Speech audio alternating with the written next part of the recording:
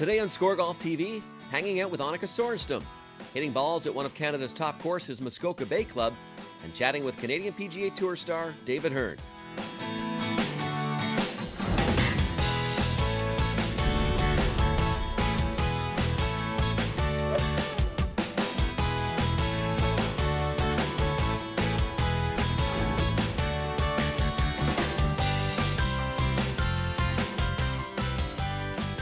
This is SCOREGolf, the voice of Canadian golf.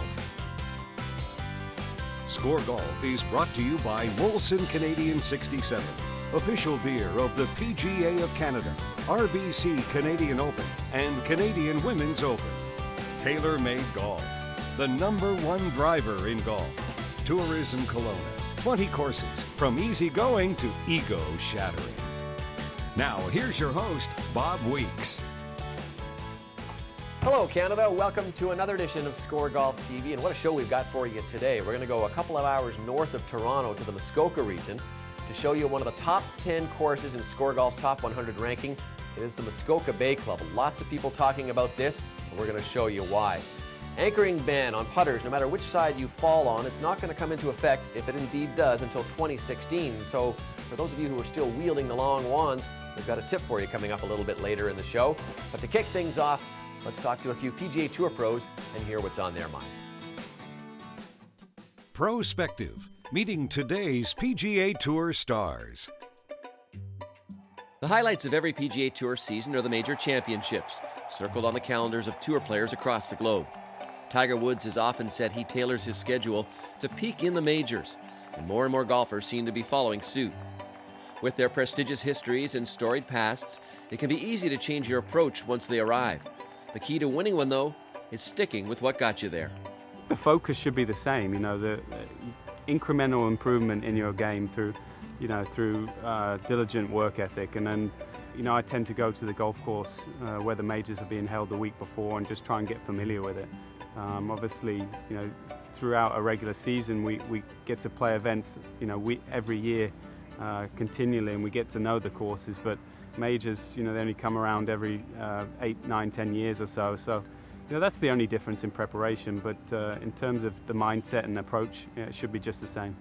I think getting more and more comfortable the more often you get there is a big thing, and learning something from it every time you get there, which I feel like I have, and feel more prepared when I do get in that situation. You try and focus on the old cliche, one shot at a time. Often at times it's very easy to let your mind start wandering, but I think it's key to try and stay in the moment. The majors are obviously the top of the list for us out here, and I wouldn't say I'm looking at them in terms of doing anything for my game or getting ready, but it's it's definitely something you know where they're at, you know when they are, and you hopefully playing in them all and playing well.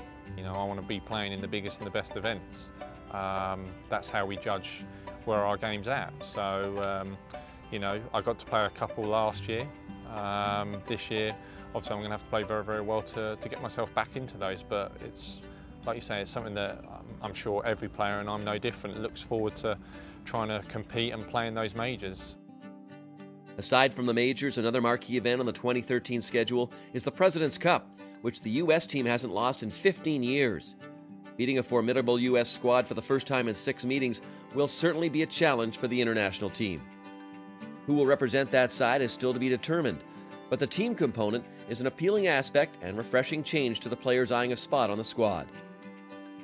Yeah, it's a lot of fun. Obviously, there's a lot of camaraderie there, and it's nice to get to know the guys a little bit better, and you build some great friendships during the President's Cup. So, and it's a fun tournament, a fun atmosphere, and a fun event to be a part of. So, it really is a highlight for us every 2 years. It's obviously a very, very different atmosphere. It would, go back to a lot of schoolboy sports, playing a lot of team sports, which is I've always enjoyed, and it was the same deal as college golf. It's a lot of fun when you're playing for other guys as well. It's a foreign concept. I haven't done it since I was a kid. We represent stuff back in Australia, play for the country or play for your state at home. Really strange. I like to experience it just from that point of view, to play for someone else other than purely just yourself or your family. You're playing for, you don't want to let that guy down or that team down. So I've got my eye on it, and I'm getting the emails from Nick Price, so I'm still in the realm somewhere. Coming up after the break, we'll take you to one of SCOREGolf's top 10 golf courses in Canada, the Muskoka Bay Club.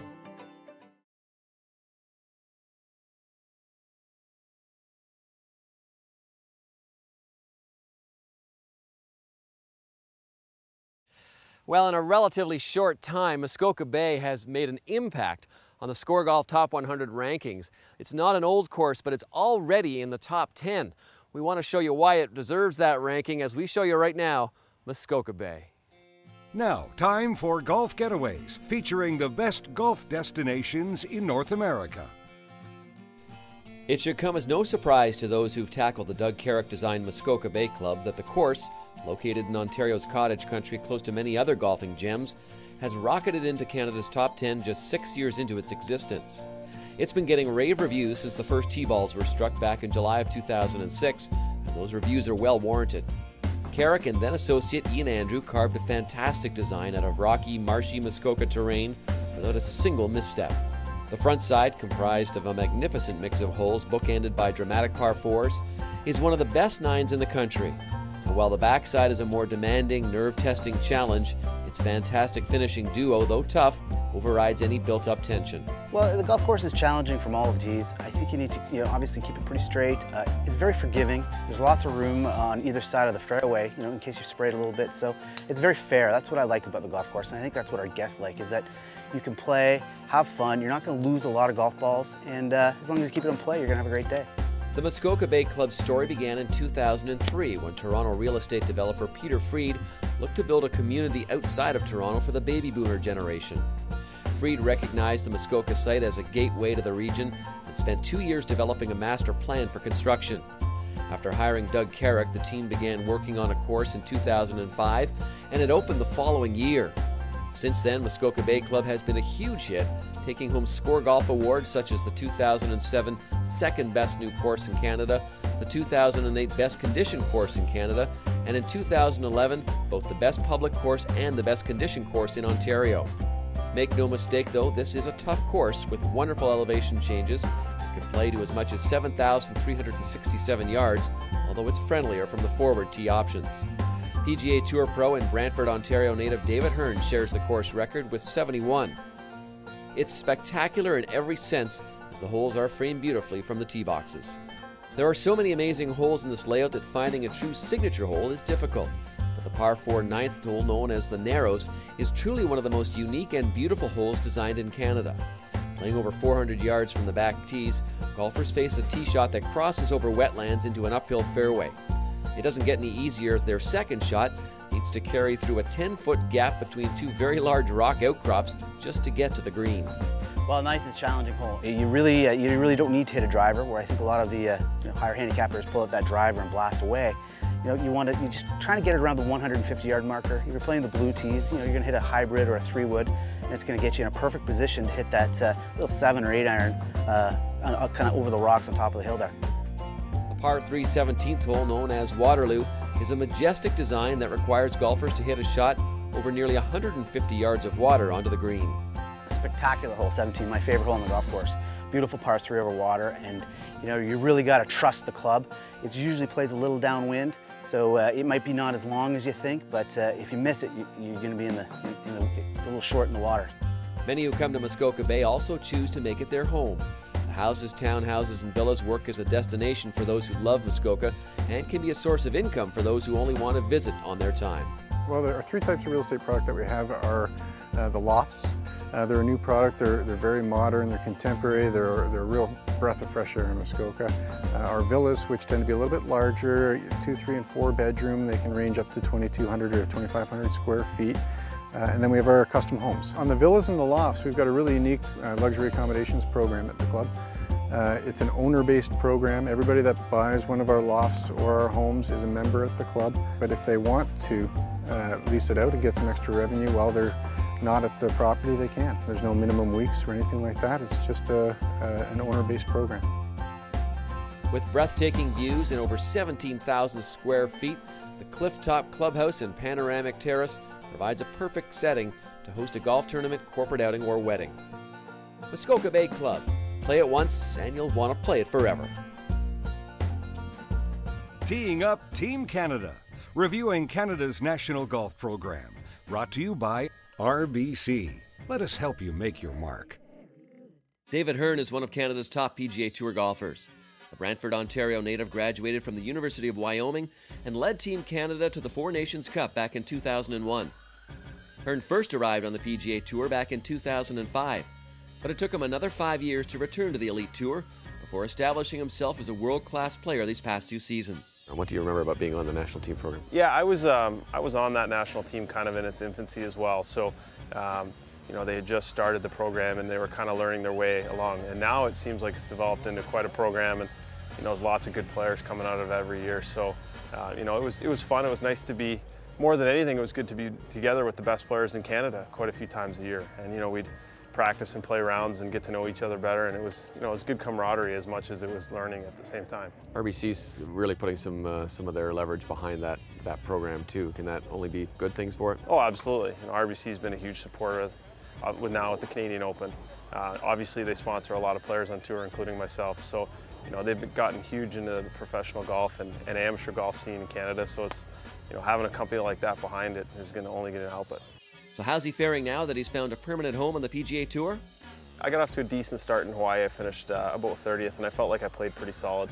The next 2 weeks were a little bit tough for me. I didn't play great at Humana or the Farmers. I've typically been a little bit of a slow starter on this West Coast, so you know, when I got to Phoenix, I felt like my game was really strong. I just wasn't quite scoring as well as I'd like. It was nice to finally see some good scores there in Phoenix, and you know, I feel like my game's ready to go from here on forward. Why do you think you're a slow starter? Is it the Canadian winter in you? Or yeah, I don't know. You know, I feel like, you know, I don't know. It just takes me a couple of weeks to kind of get going, I think, for some reason. Last year at the Sony, I got off to a nice start and finished 10th. You know, I'd like to be that guy that in years to come that kind of, you know, is real competitive right out of the gate like Snedeker is this year, or like Weir was in his prime. So definitely, I'm working on that. When we return, we'll take you on a tour of Annika Sorenstam's Golf Academy in Orlando, Florida.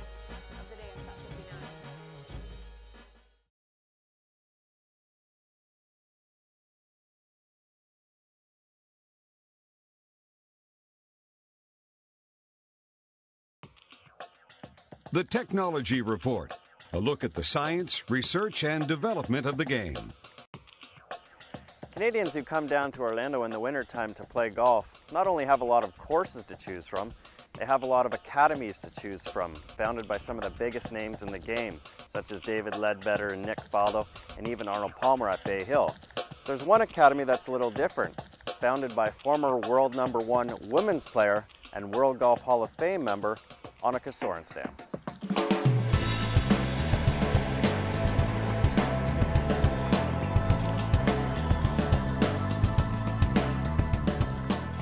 Annika, thanks for having us down to your academy. Established in 2007, I wonder, is this something you had in your mind while you were playing, that when you retire that you wanted to start an instruction facility like this? Well, the last few years I was thinking about ways that I can continue to be involved in the game. I mean, I knew that eventually my career would kind of come to an end. I just didn't know when it would come. And if so, you know, what can I do to continue what I do, and what can I do to continue to work with my coaches? Orlando seemed like the place, and you know, I can't believe it's been 5 years since, you know, since we opened. Obviously, the ideas have been brewing for a little while. Well, there's lots to see here, so shall we take a little tour? Yeah, I'm happy to show you around. All right.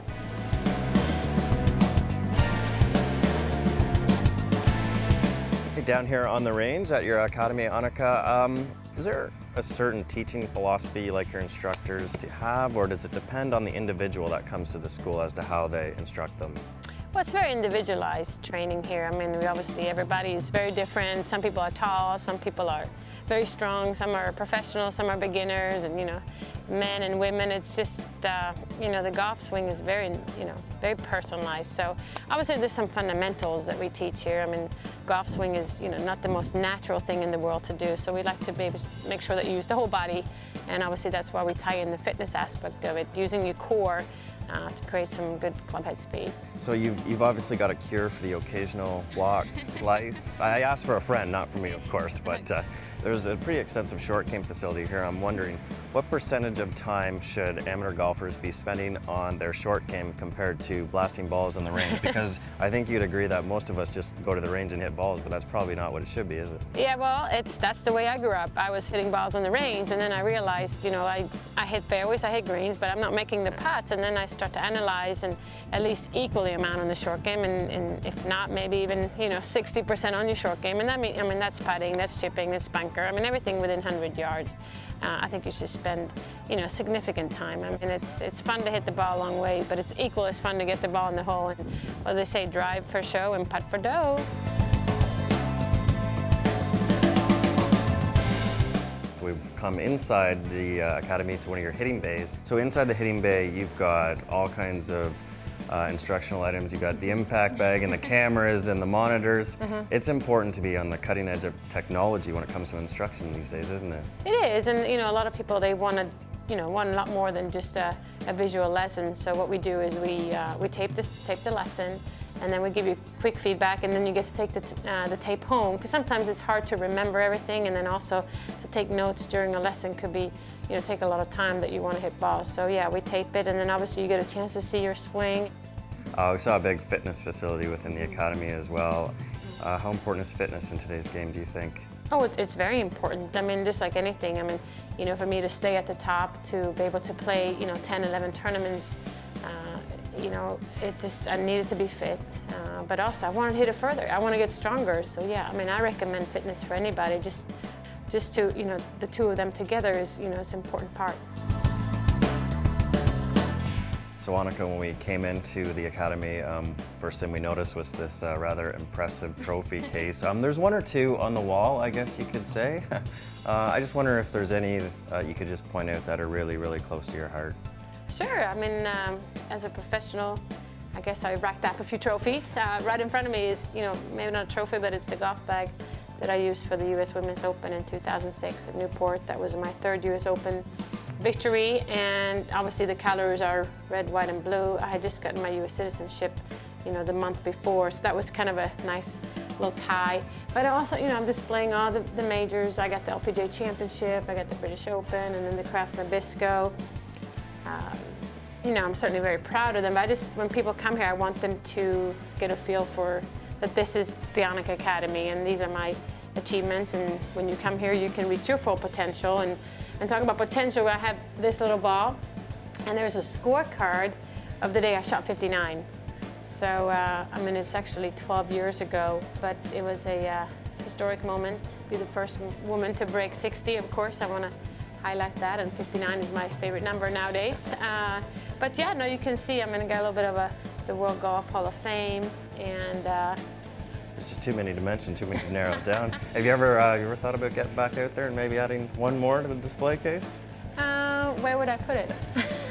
A good way to finish. Annika, thanks very much for giving us a tour of the Annika Academy. Thank you for coming. Standing here on the first tee with the general manager and head professional, Greg Downer, an old friend. And Greg, this is, boy, what a dramatic golf course. I hadn't been here before today, and Muskoka Bay is absolutely sensational to look at. And as we're going to find out in a couple of minutes here, it's going to be, I'm sure, just as good to play. Sure, Mr. Carrick did a wonderful job on this golf course. I mean, just a stunning opening hole here, and really a treat to play. It just gets better with every time you play it. Now, this is not an old golf course, as your hat says, just 2006, but it looks like it's been here for about 25 years. Well, what's the secret to that, do you think? Well, that's what I guess what you get when you build in the middle of a forest, and the Canadian Shield. So it's we're real pleased with it. Again, we're number 9 in the Score Golf top 100 list, so we're real proud of that. That clubhouse is pretty spectacular. It must be nice to sit up on that patio and watch people here flail away. Absolutely, especially with a cold beer. Clubhouse opened in 2009, and it's been a huge hit ever since. Okay, so what's my line here on the first hole? Where do I want to aim at? You just want to take it, if you can, right at the 150-yard marker with a little draw. There's lots of room down there. Wow, perfect. 180 yards left here, Greg, but before I hit the shot, going around here, I notice all the beautiful rock faces around here. I mean, this is real typical Canadian Shield kind of stuff, isn't it? Yeah, it sure is, and it's all, what I appreciate about it, it's all natural. Not a lot of blasting took place when we were building the golf course, so it's visually stunning. It's probably the most stunning golf course I've ever been a part of. This place it's spectacular. It's kind of jaw-dropping. Do you ever kind of get bored of looking around at this place? I can't imagine you would. No, there's a couple things. It gets better every time you play it, number one. And number two, it's very playable. High handicappers, mid handicappers, even the tour players will all have a fantastic time at this golf course. When these leaves turn, man, it is a great place to be. And dead center. Wow, look at that. Nice 3. That was great. I'll take that one. All right, listen, I'm going to go buy you a beer up on that patio. Fantastic, Bob. All right, thanks. After the break, a lesson on how to properly line up putts with a belly putter.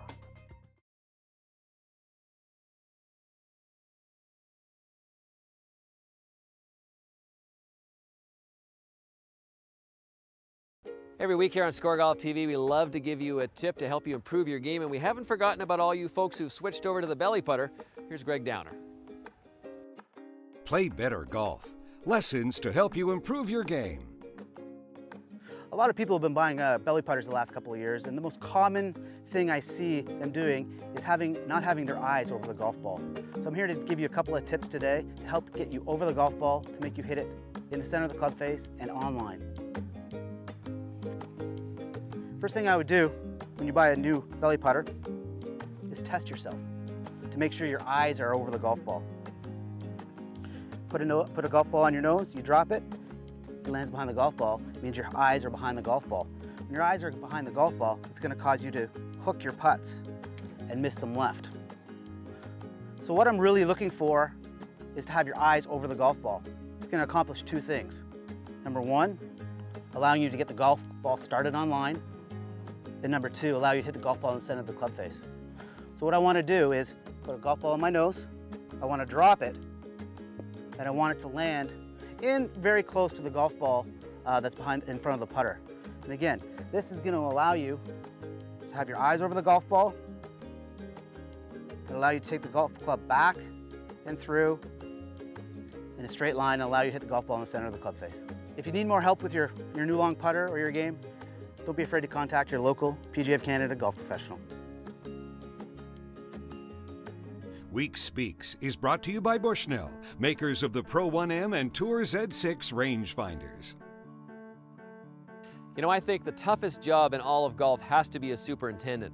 The men and women who look after our golf course, boy, they have it from all sides. First of all, of course, there's Mother Nature, and over the last couple of years, it's been really tough. She has really laid it on pretty thick. If you've been out west, it's been nothing but wet, wet, wet. If you've been in the center of the country or Atlantic, it's been dry, dry, dry, and hot, hot, hot. It's tough to grow grass. It's tough to make the courses pure and playable, but boy, we don't give them much of a hand, do we? People, please, there's nothing that drives me crazier than to see a divot that's not replaced. Why can't people walk 5 feet, pick up that little pellet of dirt, and put it back in and step on it? It just goes beyond concept why people are so lazy to do that. Same thing on the greens. Why is it I can walk onto a golf green and fix 3, 4, 5, 6 ball marks? If everybody was fixing their ball mark, that wouldn't happen. So we're not doing it, but we have to do it. So people, please, please, please, I beg you, take care of your golf course. Give the superintendents a hand. Well, that's all the time we have on this edition of ScoreGolf TV. Thanks to everybody up here at Muskoka Bay. Folks, there are great golf courses across this country. Go out and play them. And we'll see you next time right here on ScoreGolf TV. Thanks for watching Score Golf on TSN, the voice of Canadian golf. Score Golf is brought to you by Molson Canadian 67, official beer of the PGA of Canada, RBC Canadian Open, and Women's Canadian Open. Jack Link's Beef Jerky. Feed your wild side.